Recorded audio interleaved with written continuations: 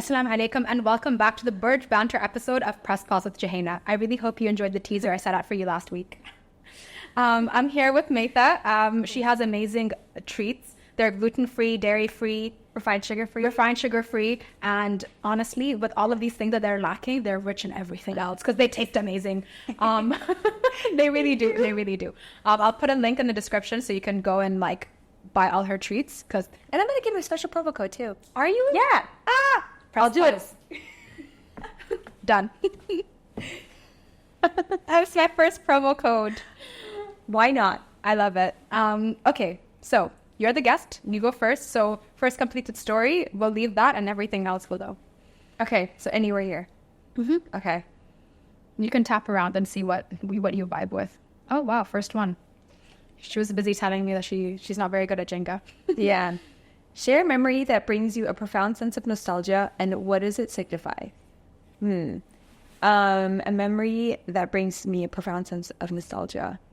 Well, funnily enough, let's see. Oh, and I saw the coffee there that you had, and it had the cinnamon toast crunch. Oh, okay. So basically, I absolutely love cinnamon toast crunch. And back then, in the late 90s, I think it was only slowly coming here, but since I spent my summers in America, it was my favorite thing to have for breakfast. And what it signified to me back there was just the fact that it meant summer, which meant no school, which was great. Yeah. And funnily enough, I loved it so much that my cinnamon cake vibe that I have now, It does taste it originally was called Memory. I've actually stopped. I used to have names for all of my treats. Okay. Then I stopped that, and I'm like, and it was called Memory because it was actually a memory of that cake way. So when I was getting my intolerance tests back, so before I got them, the doctor told me to avoid gluten, and he's like, "You're super inflamed." I'm like, "Just means I'm hot." So I was like, okay. And I remember when I ordered your discovery box, I was like, the initial mindset was, it's free of all these things, and I didn't know what to expect before I tasted everything. Yeah. Before, and then I tasted it, and I was like, And I remember nothing had a label on it, which I preferred because I was like, it's like a surprise. I found out when I put it in my mouth. Oh my God. So I remember the cinnamon bite. I was like, it tastes like a cake version of cinnamon toast crunch. Oh my God, I'm glad that you also got that same thing. That was the first thing. And I remember now the closest I can get in the supermarket is called a Cine Mini. I don't know if you've tried that. So it's called the Cine Mini cereal. Okay. This is my guilty pleasure cereal. Yeah. So my husband knows I'm obsessed with the cereal. I love cinnamon rolls. I love cinnamon everything. So when I had this bite, and I remember thinking, before I had the box, I was like, I feel like I'm lacking and I can't enjoy all of these things. And then I had that, and I was like, I just put all of the ones I had in the box, I put it in a bowl, and I put milk with it, even though I'm intolerant to milk. I was like, I don't care. And I had it like a little cereal. Did you really? I did. I did. I had a great time. Wow, that's the first time I hear that, and I love it. Yeah, I will just keep sending you all the weird things I do to your dessert. Please? I will. I'll send you videos. Please? Yeah, please. I would love that.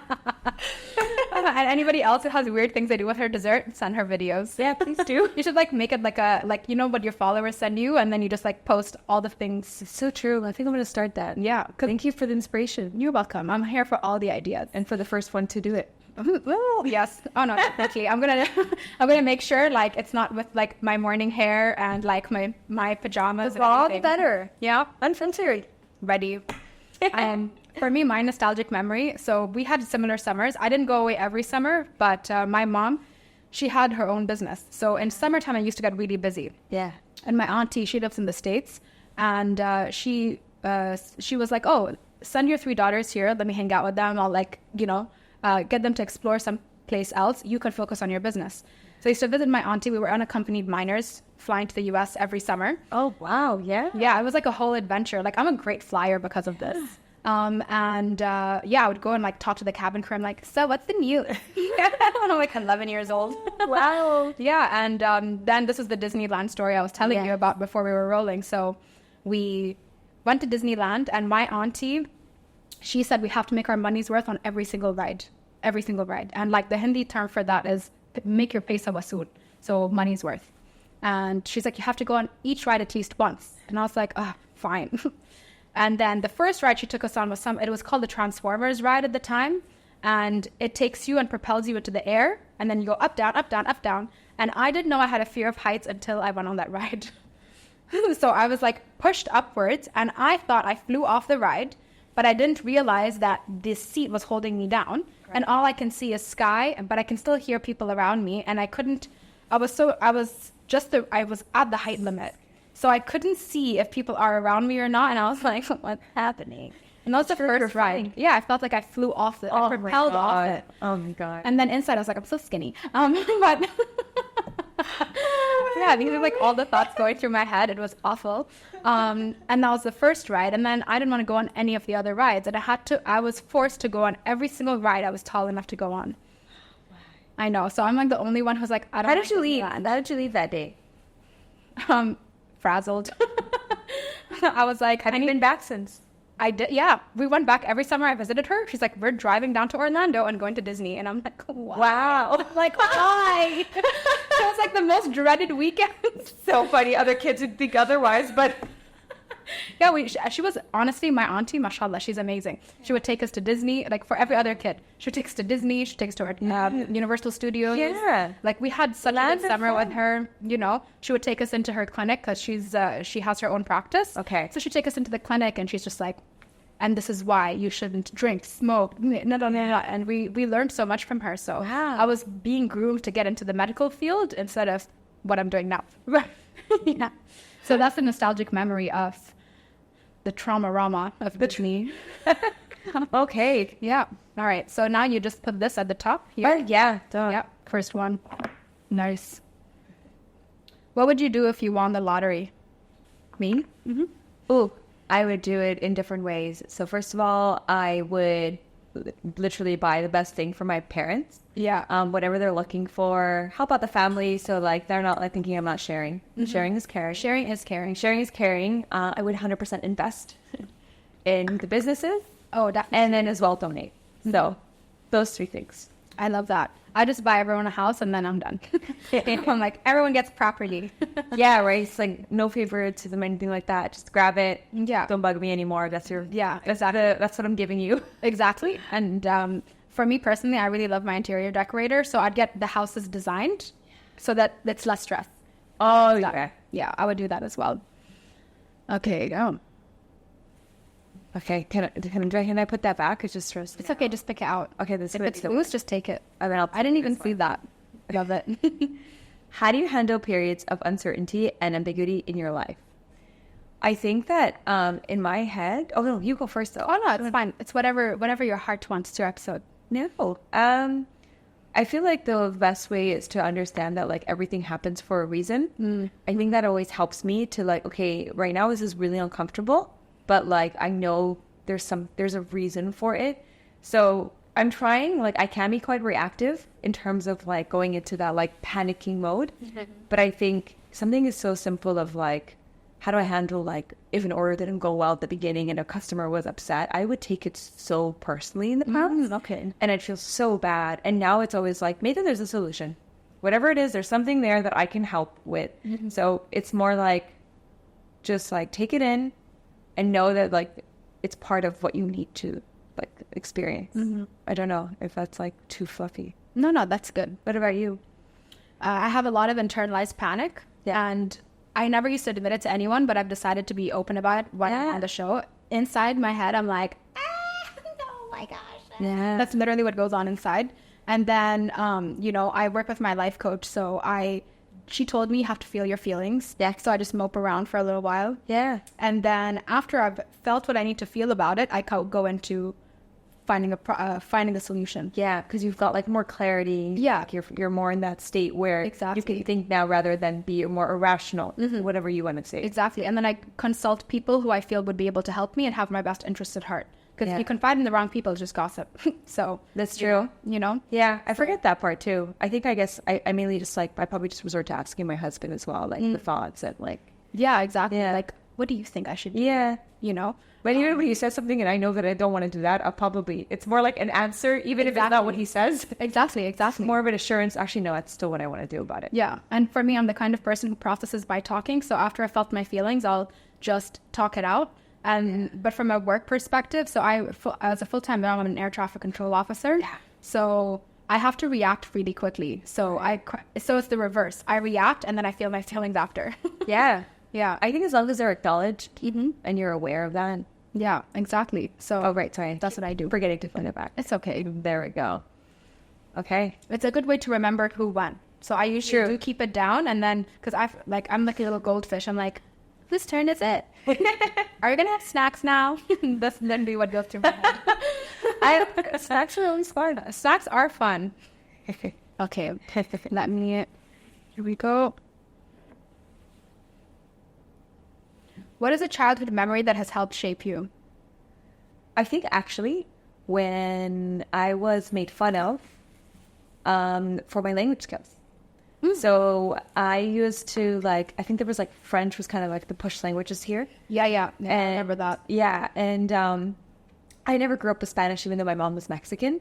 And at the time, I was trying to learn French. And oh my goodness, the amount of people would make fun of me, of my pronunciation, how I would say things. It just was really discouraging. And then I was so glad when it was over. You only had to take it for a year or two. Yeah. And then you were like, okay, that's it. You're done. You're not doing it anymore. No, I was like, I'm not. This is not for me. And then after that, there's always a rumor whether there's going to be Spanish. And I was like, oh my God, my mom's Mexican. I should learn Spanish. But then for some odd reason, it was Italian. And I'm like, really? Italian? Then I was like, fine, you know what? I'll take Italian. Okay. So I was very hesitant at first. And I was like, okay, let's just do this. And then I was learning it. And then my teacher was like, oh, you're doing a good job. I'm like, you don't have to lie. It's okay. I know I'm not good at this, but I'm just trying to work towards my Spanish here. And this is the only way. And she just basically was like, oh, actually, your pronunciation is just really? Oh. And it was hard because I didn't believe that in myself. And how did it shape me was because I absolutely loved it. I ended up minoring Italian in university. Okay. Which helped me to do a semester abroad in Rome and Florence. Nice. So I really took it on, and then that gave me the confidence to pick up Spanish because I had that strong basis. And then the last one was French, but it's not my strongest. So it shaped me because it really meant that just because you're not good at something in the way it is presented to you doesn't mean you have to fully give up on it. Maybe it's not French at the time, but maybe if you see it in a different approach, it could be different. And I try to remind myself that for other things. Now, listen, I know it sounds like it's all out there and there's a lot of wishy-washy and in-between things, but that is something I remind myself because it's an achievement for me that I'm like, okay, people will say things about you, but they're not living your life and they don't know. Exactly. That's so true. Yeah. How about you? For me, I had a work ethic instilled in me at a very young age. Yeah. So my mom would take me to work with her and also my auntie as well. If I think about it, I was always working, but I was their assistant. Oh my God. And I was so young when I was their assistant that I couldn't even say assistant. I would say, I'm mama's assistant. That's what she used to tell me. Yeah. How cute. And I'm there with my pen, paper, and my big curly hair. It's how can I help you today? Yeah. So I just feel I've had a work ethic instilled in me from a young age. So I feel I've never really not worked, so. And do you enjoy that? Yeah, I feel it's made me a very good communicator. So I'm really good on the phone. So I remember when my mom was in between receptionists when I was a teenager. It's Jouhayna, just pick up the phones. I was like, oh, sure. 𝐿𝐴zbeh Animal Care, Joe speaking. Oh my God, I would have loved to have been on the other side of the call. Where is this place? Exactly. Very smooth. Yeah, I was ready, and I had a structure with everything. So it helped me be a good communicator, which later in life, now being an air traffic controller, I have to communicate effectively and quick, so it's quite good in that way. It also gave me really good people skills. So, I knew how to speak to the parents. I called them parents, even though it was them leaving their animals with my mother. They were very attached to them. It's okay. I come every day after school to play with them. So they're going to be fine. And I would take it very seriously. Yeah. I was very organized. I had a timer. I'm everyone gets 15 minutes. Wow. Yeah, I was ready. So I'd go play. All right. And the way my mom set up the clinic, the cattery and the doggery was there was an indoor area and the animals would have a flap door so they could go outside. Okay. And the cats would have it enclosed all the way to the top and trees would grow over it so they could look at the birds and yeah. So I'd hang out with them and make sure we even let the owners furnish the place before they left. So they'd come and like put up the scratch post, their favorite T-shirt, all of that. So I was there to help them set up. Wow. You know, and then my mom being a vet, it's life and death, unfortunately. So there's some times when you have to put your pet down, and then I'm the one over there, like, you know, people dealing with really intense emotions. So it's really difficult to make me feel awkward because I've been there to hold people's hands, and people are like bawling their eyes out, and I'm just like, you'll be fine. So, you know, so I would know how to support. Exactly. So literally emotional support. Exactly. So I've been like a little emotional support rock since I was a little kid to a lot of different people. Yeah. You know, Do you feel like that kind of at times made you not have your cup full because of that? Yeah. Yeah. So only now as an adult, like creeping into my 30s, is when I'm like, I need to fill my cup first. Put the, what is it they always say? Oh, boy, okay, you would know. You're right, like in the airplane when they say, put your mask on first. Put your mask on first. Exactly. Yeah. You know, so now I've learned to, in air quotes, be selfish, but deep down inside, I'm like, I should just be there for everyone else. Yeah. So it's been a very different shift in mindset. But yeah, having that work ethic really young was good. And I'm really good at paperwork. Like, it's something a lot of people don't know about me. I'm so good at paperwork and I love it. I like documenting everything and just having everything set. I love making lists. Oh, yeah. So yeah, so I think going to work with my mom and my auntie as well in the US, it really did help shape that, because you'd see all this paperwork. Not everything is digital, but I still prefer pen and paper, which is literally why I have handwritten questions on this. Everything is in writing. So yeah, that's... There you go. Wait, it's not even legible.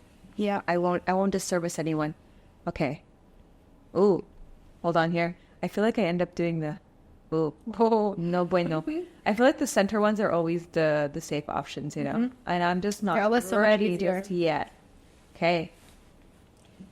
Do you believe in second chances? No. I am, like, I'm trying to be more forgiving. Yeah. Because, like, my life coach is like, Jouhayna, you should let it go for you. I'm like, no. Yeah, interesting. Yeah. Like, she's like, let it go. So, like, one of the analogies one of the exercises she gave me was to hold a pen and extend your arm. Yeah. And she's like, does it hurt yet? I'm like, no. And then after a couple of minutes, she's like, does it hurt yet? I'm like, yes. And she's like, is the other person hurting? And I'm like, no. And she's like, exactly. So let it go. And I'm like, oh, that was great. I like that. Yeah. So good. Let go of your pens.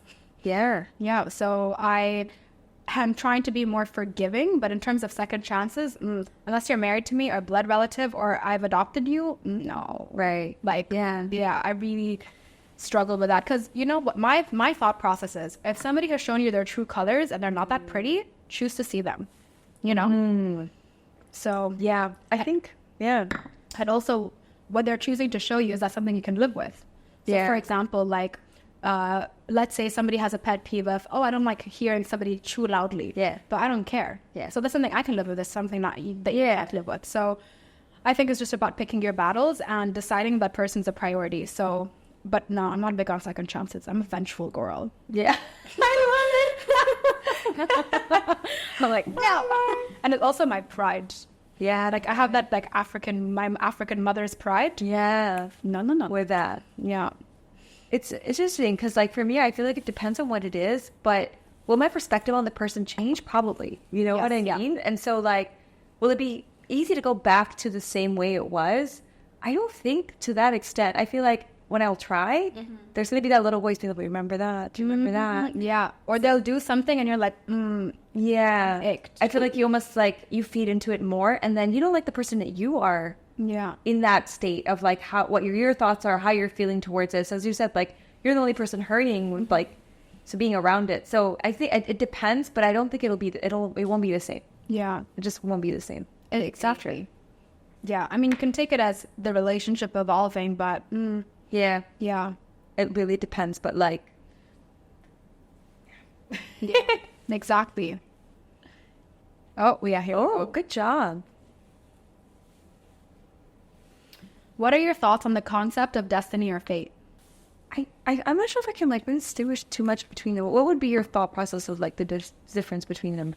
So for me, I wrote this question before I became a little bit more religious. So I was raised with a lot of religious influence. Yeah. But like from my grandparents, you know, like from my grandmothers from both sides are really religious. Yeah. So I grew up with that influence from them. But then, for example, when my father's mother, 𝐼𝐻, when she passed, then I had lost one. Yeah. So that's 50% of that influence. Yeah. And then my grandma, she moved to the US when I was a teenager. Yeah. That's why we were visiting her more often. So then I kind of lost that touch with Islam as well, because my parents weren't very religious, and I'm even in school, it was one Islamic class like every couple of days. Right. And like, to be frank, nobody paid attention in class anyway. So I lost that touch. Yeah. So before this year, because this Ramadan is when I was like, I'm going to fast properly, like really commit to it. You know, before I was doing it as I promised grandma I'm doing it. I'm not doing it for myself and my soul. Yeah. So this year I'm like, I'm doing this for me. Because remember, fill your cup, my cup. Yes. So I was like, I'm doing things intentionally for myself. And if I want to do them, and if I don't want to do them, I also want. So this year I was like, okay, I'm going to start fasting. I'm going to pray, like really dedicate myself to, if I hear the adhan, I put everything down and go. Yeah. So before this version of myself, I would have said, you're in control of your destiny. You're in control of your fate. If you want something, go for it. Push. Which I agree now as well. But now it's a different shift of it's nasib. Yeah. So you have to put yourself out there and push for your destiny. Yeah. So let Allah help you. Yeah. You know? Yeah. Whereas before I would have been like, no, you're fully in charge of it. You know, if you don't make the effort, nothing will, you pave your own path. Yeah. And Allah has paved a path for you. You just have to be open to accepting it. So, you know, you're looking to start a new job, or you want to shift careers, or work in a different company. You can wish for it, but the likelihood of them coming to knock on your door is very slim.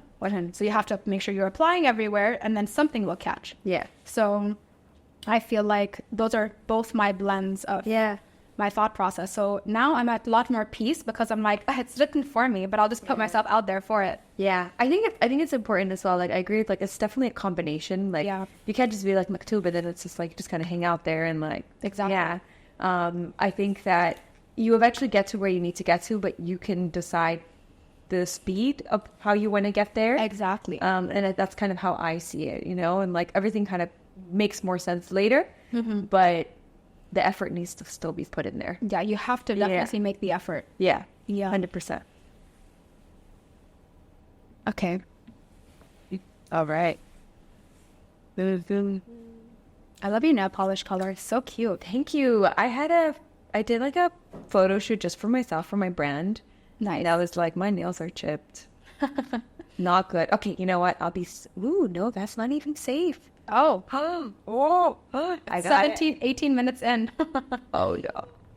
I think you can pull it off. Oh, my God. So we swapped seats today because Maitha, she said this is her better side.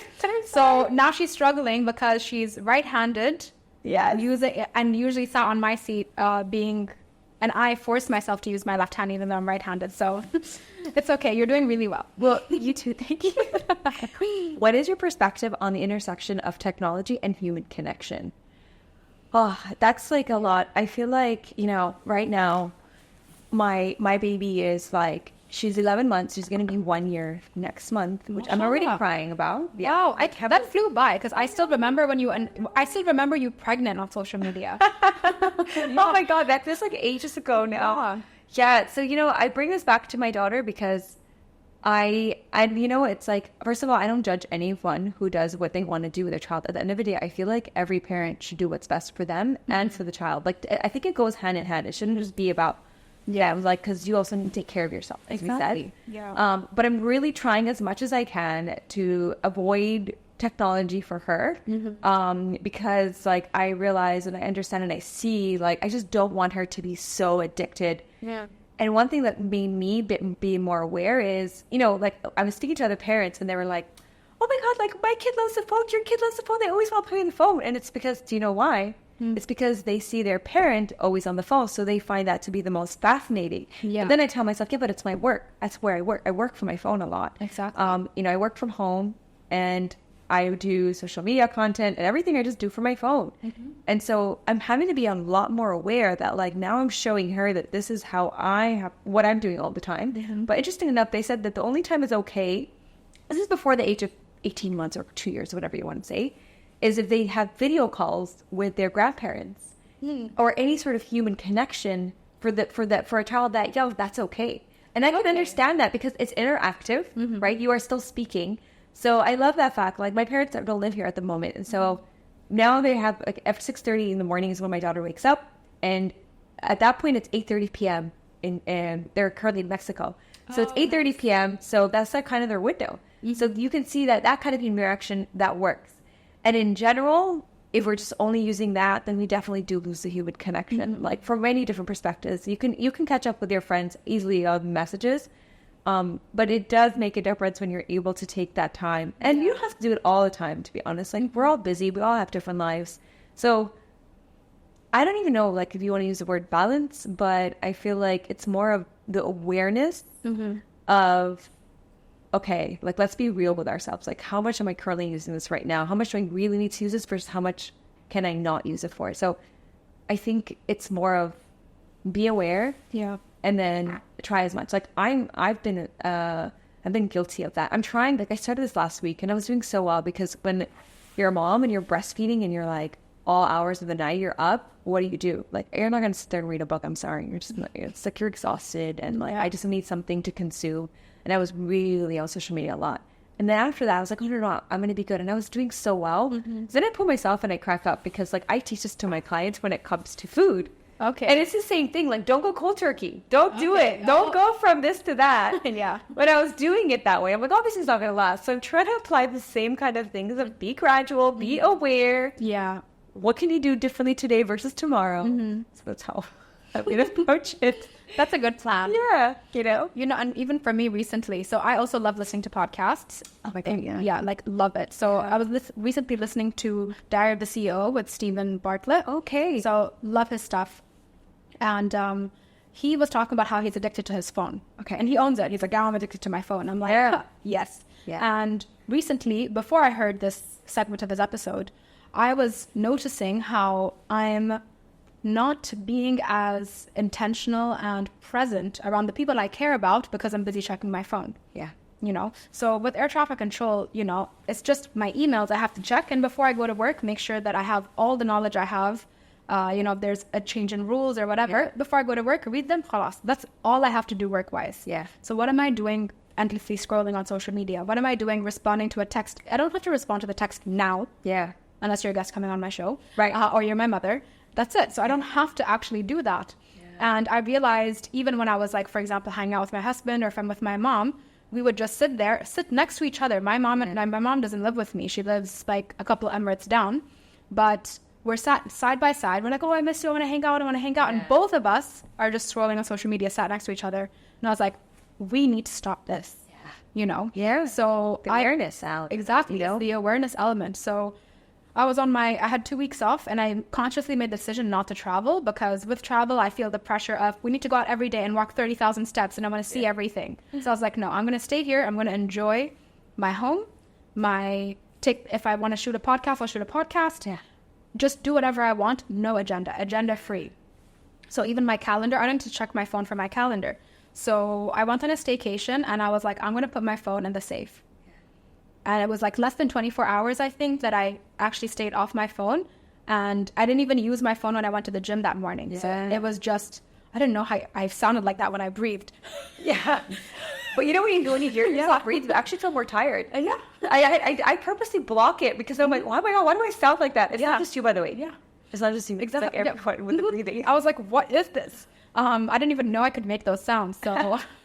So, even the walk from the hotel building and then the gym was outside and it was so beautiful that morning. It was really humid. It was wet. I could see water in the air, but it was a beautiful walk. The manicured gardens and, the pool and even the music by the pool. I never noticed that there was that ambient music by the pool. Yeah. I was like, oh, I like it. So I just noticed how much I wasn't noticing because while I'm walking to the gym, I'll just check my phone, check my email. And I had this loop of Instagram, TikTok, LinkedIn, YouTube Studio. Is the podcast doing well? Oh, I got one more follower. Okay. Yeah. Email, WhatsApp. Somebody texted me. Oh, should I call my mom? And that's the loop. Isn't that crazy when you think about all of those little things all the time? And when I made the decision of, okay, I realized Instagram was when I just, without realizing, I don't even remember open the app. I don't remember it. No. So I moved the folder. Yeah. And in less than a day, I already learned how to go to the folder without thinking and open it. You see what? Yeah, that's the thing. Yeah. So I was like, that is it. So I just made the decision. I was like, in the evenings or whenever my husband's back home from work, because I'm a shift worker. So if I'm here, then okay, I'm putting my phone in the other room, leaving it to charge, and it's there for the night. That's it. I'll check it before I go to bed to make sure if anybody detects me, if they need something from me before I pass out, and that's it. Yeah. So, but this has been a very conscious decision. Yeah. Nobody had, our parents' generation never had to think about that. No. So, yeah. I feel like it's great because you can connect, like you mentioned, with your parents. Your daughter can speak to them. Yeah. Which, this is so great. Yeah. But so the positive thing is you can connect with one another instantly. Yeah. Like, with the show as well. I wouldn't have had you on the show as quickly as I would have because, social media connected us. 100%. I wouldn't have a business. Yeah. I mean, exactly. It goes into so many different ways. One thing that helps me sometimes is when I know that I'm overly using it. When you watch a show or a movie and say it was about social media, think of you as being the main character or the main, you're the lead and you are the person that they're trying to show addicted to your phone. Mm-hmm. So say you just saw your day of you get up, you're looking. When I see and I visualize that and you see someone be like, oh my God, that does not look good. Mm-hmm. And then I've never thought of that like that. When I see myself, because say you're just taking your phone everywhere you go. It's literally it's your everything. Yeah. You went to, you're just going to go to your fridge, you're going to take your phone with you and you're going to come back. And you're just did I need to do that? Yeah. If you see it from a third perspective, outside perspective, but you doing it, pretend like you're in a scene of something, it puts me off. I'm just oh, interesting God. Take. Yeah, I mean, again, not all the time, but it's more like something. Yeah, exactly. So I'm trying to understand. I wouldn't say I'm addicted to my phone, but I'm heavily attached to it. Yeah. So I've just decided no more. But I'm a cold turkey girl, so I'm just that's it. Yeah. And that's what I did with the staycation I did. I was I'm just gonna leave my phone, and that was it. Yeah. But it was a good extreme measure to start me weaning off it. Yeah. Yeah. So anyone who texts me that's used to me responding before you've even sent me that text, because I'm not a psychic. Yeah. I'm not gonna respond as quickly anymore. Yeah. Yeah. That's good. Mm-hmm. It's your turn. Yeah. I only remember now because I put it there. Yeah. Oh no! I know that. Yeah, it's okay. Good ones. You can eye that. I am. I'll let you 100% eyeing it. For anyone who can't see, because it's literally behind us, I had loosened a block for her. What is something you noticed but didn't pay attention to in the beginning and had to learn the hard way later on? I'm going to just do a very simple, funny one. Mm-hmm. It was when I was doing my accounting for my business. Oh, okay. I hate accounting. I'm going to start that way. Yeah. I was going to make it very simple. I just was doing my own thing. And then I realized in the hard way that I need processes. I need steps. That's the first thing that came up in my head. So yeah, I'm just sticking to that one. And, my bless my accountant, all the hard things him and I had to go through, the amount of hours I had to spend on it just because I didn't do it the right way. And that will always help me to think about other things in my businesses in general.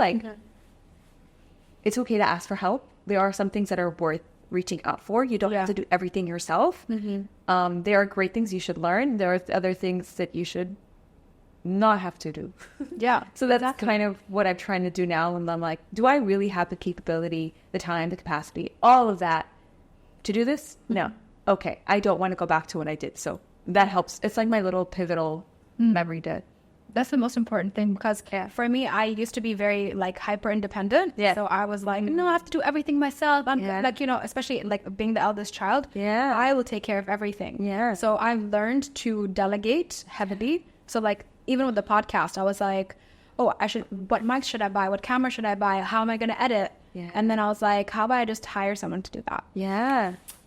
And you're going to show up in a better version of yourself. Exactly. You're not going to you're going to look forward to it more. Mm-hmm. You've built relationships with the people you're working with as well. It's great. Exactly. It's nice. And you're not alone because it can get lonely. Yeah, exactly. Yeah. And then when we're done shooting, after we've wrapped up, I will turn to the crew and I'm so how did you guys feel? They're yes, yeah, and it does help to get that direct feedback. Yeah. So even when you did start speaking, in my mind, I was delegation is the answer. That's what I'm going to tell her. And then you said that yourself, you're so woke. Are you in therapy? Because I hear you sound so therapized. Well, I am a coach, right? Oh, so yes. That makes sense. I think I've always had like this in me in the sense of like my friends to come to me, we used to talk through different things. Okay. And I feel like it's just, I think being a coach and having been doing this for a few years, it's just really helpful for, like, it's helped me obviously a lot. It's honestly so nice to hear you speak. And, you know, like really, even on social media, like, you know, you get 60 seconds of a person in a video, right? You know, now with TikTok, they've increased it and stuff like that. So you got like little nuggets of people, and then because nobody has attention span, 10 seconds later you've already swiped most of the time. Of course. So I feel like this is such a nice way for not just me but anybody tuning in to really get to know you as well as a person, because you know, you have so much knowledge. Like, no, truly, like I love the way you think. Like, I truly love the way you think. Like, your brain is nice. My brain can be good, my brain can be, you know, it's just like everything in life. Yeah, no, really, like I really love the broad thinking that you have, truly. Well, thank you for making me comfortable. I'm just like, whatever's coming in my head, you know, I'm not gonna overthink it right now. Yeah, no, don't. I noticed otherwise I just get stuck and just not. Yeah, no, we're not sticky. No, unless it's like sticky date pudding. That's it. For me, something I noticed but didn't pay attention to in the beginning and had to learn the hard way later on. I feel like I'm very intuitive and I can read people really well if I'm not attached to them. So, for example, like my little sister introduced me to someone and I'm like, no. But if I know that person and I'm close to them, there's a bias. Yeah. I don't. Yeah, there's a bias. Yeah, exactly. You know, so I feel like I miss out on a lot of things. So if my mom now says she doesn't like someone around me and I don't know why, you're getting cut off. Yeah. Because you know how strong your mom's intuition is. Yeah, exactly. So I feel like I'm really good at, like, I have a similar thing if I'm not attached to that person or I don't know them. Yeah. So just to listen to my mother and also my own gut more. Yeah. Because, you know, I always try to be the lenient, like, so you know how I don't give second chances? Yeah. It takes a lot to reach that point where you really mess up and then I don't give you the second chance because I'm the kind of person who gives a lot of benefit of the doubt. Okay. Like, no, maybe they didn't mean that. Maybe they're having a bad day. Like, so that's after you really hit that threshold. Yeah, it's not. I'm not impulsive in that sense. Okay. Like, really, I'm well-rounded. I'm like, what are you going through? Did something happen? Did you get a bad call today? Like, if you're lashing out at me, for example, assuming it's a negative circumstance. So, yeah, I try to really think from their perspective. Maybe they had a bad day. Maybe their straightener burned them. Who knows? You know? We don't know. So I do try to think, like, now I should just, as you mentioned, I'm just going to go with it. If it's, let it stay. You don't want to get stuck. Yeah. So, yeah, I think that's the most important thing. But the biggest lesson is, mom doesn't like you, we don't like you. Period. Yeah. Yeah. There are the reasons. My mom's been right many times, I have to say. Yeah. Okay, here we go. When was the last time you felt an extremely strong emotion and why? I mean, for me, it was obviously when I became a mother. Of course. And it's like, I mean, the why is just kind of there. It's like, and it's so silly, but like until like I had become a mother, because like my sister has a 7-year-old and a 9-year-old, and I at one point lived with them when my niece was 5 months old. So like I always say, my niece was my roommate, my 5-month-old roommate. We vibed really well. We still vibe really well. That's so nice. It's very cute. But anyways, like I never had felt something so strong. Now it's just like if I see anything with like kids, my God, the level of crying I have and just emotionally how I get, and like even like, I used to love watching like I still do like thriller movies and like all these. But when there's a child involved, oh my God, the way it just gets me now. I don't know. It's just completely overtakes everything else. Yeah, because I think I remember I saw a post that you wrote of. Especially with all the unrest now that's going on in our region, you're like, I'm just grateful I can come home and I know my baby's okay. Something very similar. Oh my God. Yeah. Yeah. No, it's just, it just gets me emotional every time. Yeah. So it's, that's the last time I felt that very extreme emotion. I mean, it comes and goes, but yeah. Yeah. How about you? I mean, mine, I don't have any children. So I wanted to ask you as well, how do you find the balance with motherhood? Because, you know, everyone's like pressuring me to birth a child. So give me your motherly advice. First of all, there's no such thing as balance when it comes to that, to be honest. It's more like, and I've learned this before, and I also like understood this. It's about what are the top 3 priorities I have today. Okay. And like usually like the child's one of them, right? Yeah. To a certain extent. I guess. I guess so, like maybe. Okay, what are my other 2 priorities? Yeah. I mean, and it could be your top 5, whatever you want to put it in there. Because otherwise, you're going to always feel, and that's something I still struggle with, by the way, that you just haven't done enough for the day. Which is like not the good thing. It's like if you don't feel that great, you're not going to continue doing the behaviors you want to do. And if you do, they're going to be dragged on and not in a way. So think of the priorities you need. And also remember, you don't have to balance it all the time. Because that's just, I don't know who made that up. Yeah. When they say like, there are going to be days, like I'm going to ask you, you probably have really busy days at work. And there are days that when you're not having to be like working around shift, like it's a bit less busy.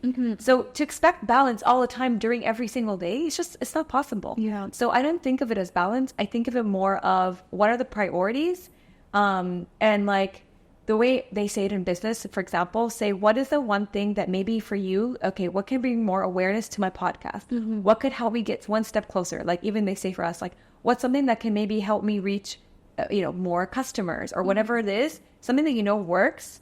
And then put that as a priority. And the rest, you can do it. They say like you can have what does it say? Like a continued list. Bring that on to the next day. Okay. So it's just a priority. Yeah. That's so good. Thank you for sharing that. Yeah, I don't know. I feel like those are good tips because, it's like, I'm 29, I'm turning 30 in a couple of months. And, I've been married for like a while now with my husband. And my mom just looks at me and she's like, come on. Right. Yeah. Yeah, and I'm like, yeah. So I personally am very overwhelmed by it. Yeah. Like even when I got married, I never had the intention to ever be married. Yeah. And then when I met my husband, I was like, okay, well, I'm not going to self-sabotage all of this. Fine, I'll marry you. So, I just, that happened gradually. So I never had that intention of, one day I would like to be married. I was just like, no, I'm a shift worker. I work with like all of these men and I'm just like, I'm good with literally going to work, coming home, hanging out with my friends, and that's that. Yeah. Truly. Like I never had that intention. And then now that I'm married, this is the first time I'm feeling that in air quotes societal pressure because I never felt it before. Yeah. I was like, you want to be married? You want me to be married? Why don't you go get married yourself? Yeah. Like I never had that. Yeah. This is the first time I'm feeling that like, Well, think of it as you just said. Yeah. You just said yourself that like you didn't have the intentions of marriage and look now, Yeah, exactly. It's kind of the same. It could potentially be the same thing, Yeah. right? Yeah. And you don't know until you're in it, to be honest. It's just one true. of those things. Like, you don't always have to have that. Like, I've always wanted to be a mother kind of thing. Like, no. Like, I guess so. My sister didn't have that, and now she's got her 9-year-old. And then I remember her ever commenting about, she was like, oh my God, they're so cute. I can never say that. And the only time she became a mom, because I wasn't, because I was the opposite of her. And I wasn't used to that version of her. Oh, okay. But there's always a different milestone in your life or something. Yeah, I guess so. I mean, I feel like I raised my 2 little sisters because my mom was so busy with work. Yeah. And I feel like we co-parented, not just me. I feel like we co-parented. So I'm just like, I'm done. I'm like, yeah. so that's what it feels like. So that's why when you shared that, so thank you for sharing. Yeah. It does mean a lot. And yeah, I mean, for me, I don't have a strong emotion like birthing a child, but let me really think about that question. Yeah, and it doesn't just take away from it. Like, there's so many other strong emotions out there. Oh yeah, no, I'm the kind of girl that gets in my feels now. I was very emotionally constipated as a child, and the first. Oh my God, I've never heard that before. Yeah, like constipated. Yeah, like really, truly, like oh, you have feelings. This is up the tears. Yeah, and I remember the first time I consciously remember crying was when I was 26. And that's when I was working with my life coach, and she gave me permission to cry. She's like, Kenny, you can cry, right? I'm like, what do you mean?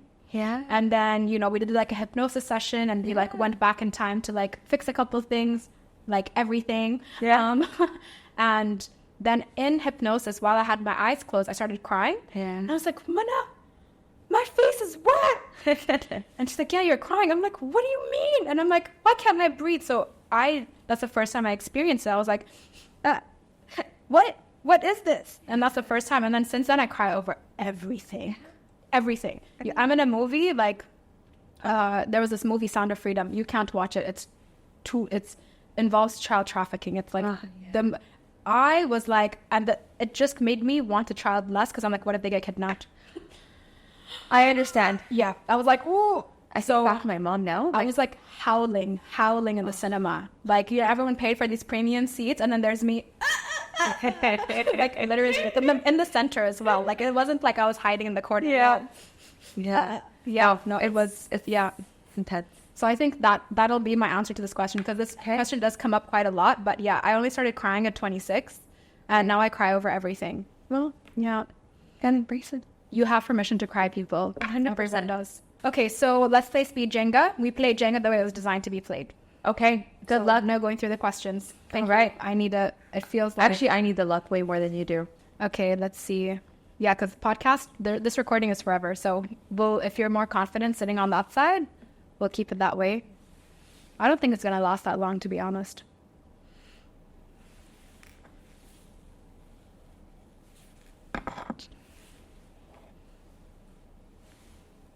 Fine. Gotta fix this. Okay. Oh, good job. Ooh. After the wobble. Yeah. Okay. That. Oh, no. Oh, wait. Oh, yeah.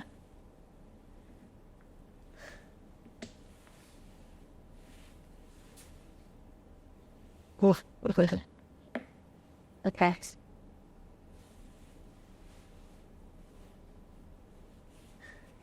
Oh, yeah. It's like a 1 at the bottom. Oh, Stress.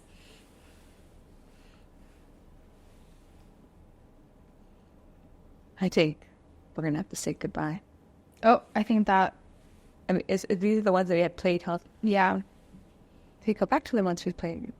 Yeah, as long as you just can't use the first completed story. So this is the first completed one, so you can go anything below that. Oh, I didn't know that. Okay. Yeah.